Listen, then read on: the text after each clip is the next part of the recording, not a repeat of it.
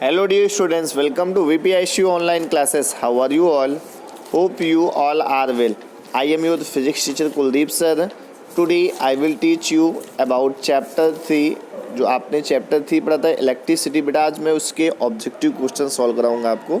ये objective question आपको अपनी फेयर कॉपी में नहीं लिखना है, बस केवल आपको इन क्वेश्चन को अच्छे से समझना है।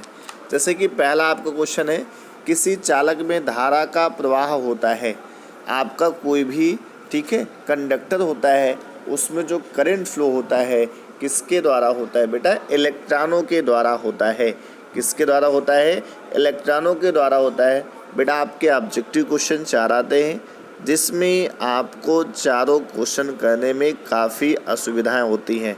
अगर आपने चारों क्वेश्चन कर लिया, एक एक नंबर के जो क्वेश्चन आते आपने उनको पूरे कर लिया, तो आप लॉन्ग वैसे भी कर लेंगे।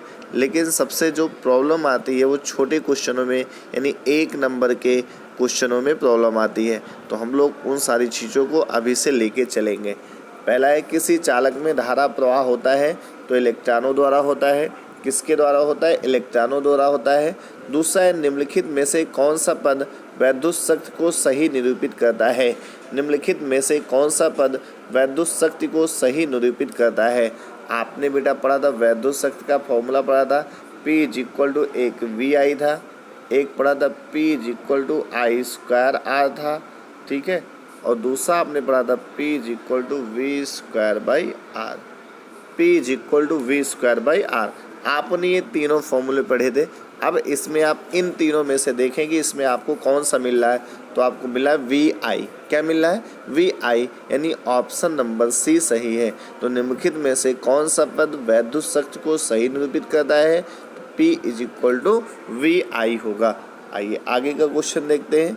कहा गया किसी वैद्युत बल्ब का अनुमतांक 220 वोल्ट, ठीक है, 100 वाट, जब इसे 110 वोल्ट पर प्रचालित करते हैं तब इसके द्वारा उपयुक्त शक्ति कितनी होगी? तो इसके द्वारा उपयुक्त शक्ति कितनी होगी?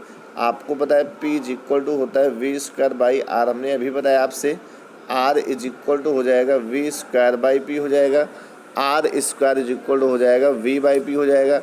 आपको यहाँ से V की वैल्यू दी गई है, V की वैल्यू बेटा दी गई है आपको 220, तो हो जाएगा 220 × 220 अपान में 100 आएगा।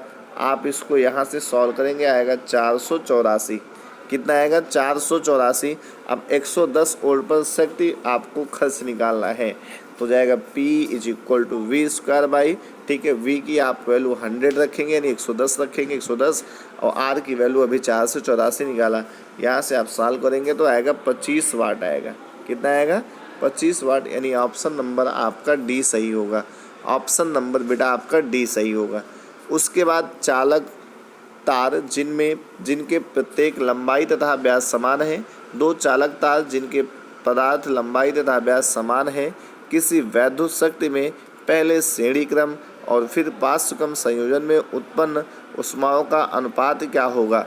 फिर से ध्यान देना है। दो चालक तार जिनके पदार्थ लंबाई तथा व्यास समान है, किसी वैद्युत परिपथ में पहले श्रेणी क्रम में और फिर पार्श्व क्रम संयोजन में उत्पन्न ऊष्माओं का अनुपात ज्ञात कीजिए। ठीक है बेटा, तो कैसे इसको सॉल्व करेंगे आपको पता होना चाहिए कि आपने एक फॉर्मूला पढ़ा था। क्या पढ़ा था? R' = N² × R। ठीक है, तो दो चालक तार किसी विद्युत में पहले श्रेणी क्रम में जुड़े। अगर श्रेणी क्रम में जुड़े होंगे तो इनका जो रिजल्टेंट विद्युत आएगा R1 = 2R आएगा, और अगर समांतर क्रम में जुड़े होंगे तो R2 = हम लोग लिखेंगे R/2, क्योंकि 1/R + 1/R लिखेंगे, हो जाएगा 2/R। आप पढ़ देंगे R/2 हो जाएगा।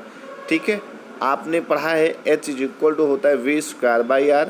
अगर H1 निकालोगे तो हो जाएगा V²/R1, H2 = V²/R2। दोनों को आप डिवाइड करेंगे, V² से V² कैंसिल, तो बचेगा R2/R1। तो यानी यहाँ से आपका जो आएगा वो आएगा 1:4। कितना आएगा बेटा? 1:4 आएगा। कितना आएगा? 1:4 आएगा। अब उसके बाद कह रहा है एम्पियर सेकंड मात्रक होता है। किसका होता है? एम्पियर सेकंड मात्रक होता है। बेटा आपको पता होना चाहिए कि एम्पियर सेकंड आपने पढ़ा है Q = IT होता है। Q = क्या होता है? IT होता है। I का एम्पियर होगा और T का सेकंड होगा। इसका मतलब क्यू किसका है, आवेश का। तो एम्पियर सेकेंड किसका मात्रक होगा बेटा, आवेश का होगा। एम्पियर सेकेंड किसका मात्रक होगा, आवेश का होगा। आइए नेक्स्ट क्वेश्चन देखते हैं। वैद्युत धारा का एसआई मात्रक होता है। आपको पता है वैद्युत धारा आपकी क्या है, मूल राशि है। इसका जो मात्रक होता है एम्पियर होता है। उसके बाद आपको ये भी पता है प्रतिरोध का मात्रक क्या होता है, ओम होता है। जब आपको ओम का नियम बताया गया तो उसके जस्ट बाद हमने वैद्युत प्रतिरोध डिफाइन किया था, आपको उसका मात्रक भी मैंने आपको बताया था। ठीक है, ओम का नियम का सूत्र होता है, ओम का नियम होता है V is equal to I R. Ohm का नियम का सूत्र क्या होता है, V is equal to I R होता है। ओम के नियम अनुसार विभवांतर व धारा के बीच ग्राफ होगा, कैसा होगा, एक सरल रेखा होता है। हमने आपको बना के बताया था कि ये एक सरल रेखा को यानी स्ट्रेट लाइन को रिप्रेजेंट करता है। ठीक है, उसके बाद ताप बढ़ने पर किसी चालक का जो वैद्युत प्रतिरोध होता है वो भी क्या होता है बेटा, बढ़ता है। ताप बढ़ने पर किसी चालक का जो वैद्युत प्रतिरोध होता है वो भी क्या होता है, बढ़ता है। ठीक है, इसके बाद नेक्स्ट क्वेश्चन है, प्रतिरोध आर के किसी तार के टुकड़े को 5 बराबर भागों में काटा जाता है। इन टुकड़ों को फिर पाशुक्रम में संयोजित करते हैं। इस संयोजन का तुल्य प्रतिरोध आर डैश है। तो आर अपान आर डैश का मान कितना होगा। ठीक है, आप यहाँ से करेंगे क्या, कैसे करेंगे। ठीक है, यहाँ से कह रहा प्रत्येक टुकड़े का प्रतिरोध पाशुक्रम में जोड़ा जा रहा है तो आर इज इक्वल हो जाएगा 1/r plus 1/r plus 1/r, नहीं 5 बार आप लिखेंगे। यहाँ से इसका जो रिजल्टेंट प्रतिरोध आएगा वो आएगा R1 is equal to R/5 आ जाएगा। R1 is equal to R/5। पाँचों टुकड़ों को पाशुक्रम में जोड़ा आपने। ठीक है, पाँचों टुकड़ों को आपने पाशुक्रम में जोड़ा तो R/5 आया तो हो जाएगा 5/r। ठीक है, यहाँ से आप इसको सॉल्व करेंगे हो जाएगा 5/r plus 5/r plus 5/r plus 5/r, यानी हो जाएगा 25/r हो जाएगा। कितना आ जाएगा, 25/r हो जाएगा। यानी यहाँ से R अपान आर डैश की जो वैल्यू आएगी 25 आएगी। तो आंसर आपका होगा 25, यानी डी ऑप्शन आपका सही होगा। अगला कहा गया यदि एक वैद्युत बल्ब पर 12 वोल्ट एवं 30 वाट लिखा हुआ है तो इसमें प्रवाहित धारा का मान कितना होगा। आपको पता है P is equal to V I होता है तो I इज इक्वल टू हो जाएगा P/V। अब देखो P की वैल्यू कितनी दी गई है, P की वैल्यू 30 दी गई है, V की वैल्यू आपको 12 दिया गया है। ठीक है, आप इसको जब कट करेंगे या आप इसको डिवाइड करेंगे तो आपका आएगा 2.5। कितना आएगा, 2.5 आएगा। तो उम्मीद करते हैं जितने भी ऑब्जेक्टिव क्वेश्चन आपको कराए गए हैं आपको अच्छे से समझ में आए होंगे। इन क्वेश्चंस को केवल आपको समझना है, अपनी फेयर कॉपी में नहीं लिखना है। Thank you, stay home, be safe, keep learning.